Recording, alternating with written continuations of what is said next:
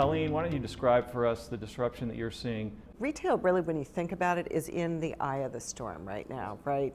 Where our behaviors and how much those have changed as people, how we're using technology, but also the venture capitalists and others who are getting up every morning thinking about how they're systematically going through and disrupting key parts of the retail industry.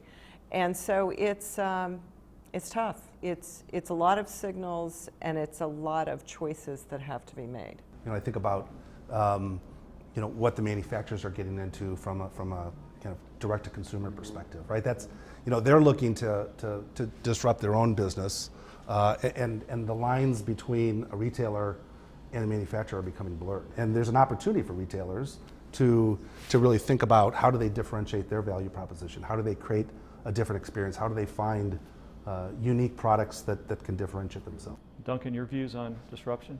It's very hard to say it's one thing. Right.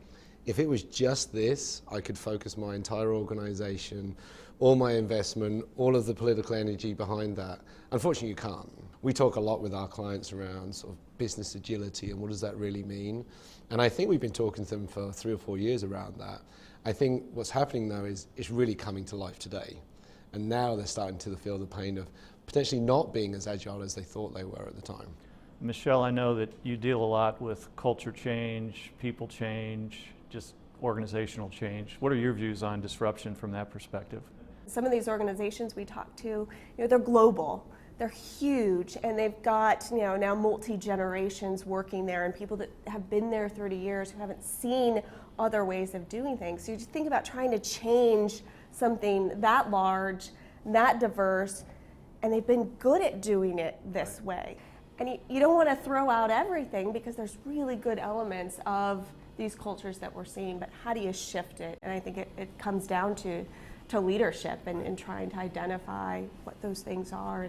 It is, there's also something about the business model, where if you've got an industrial revolution business model that was built up over the last 50 years that it was human-centric, right? Yeah. We started with people in buildings, and we had processes, and we layered technology on top. Those companies are having to compete with these emerging platform companies that were built customer-centric, technology first.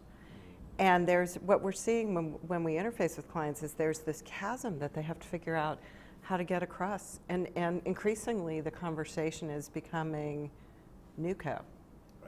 Can I actually transform my industrial revolution company and compete with one of these startups or platform companies? Or do I have to start over? What we need to understand is as consumers, we are the disruptors. It's the technology that's being put in our hands and it's how we're using it differently.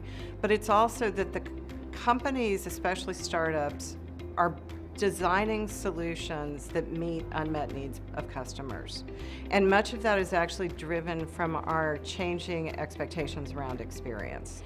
And when those expectations aren't met, I may not shop with you anymore, and therefore I become a disruptor.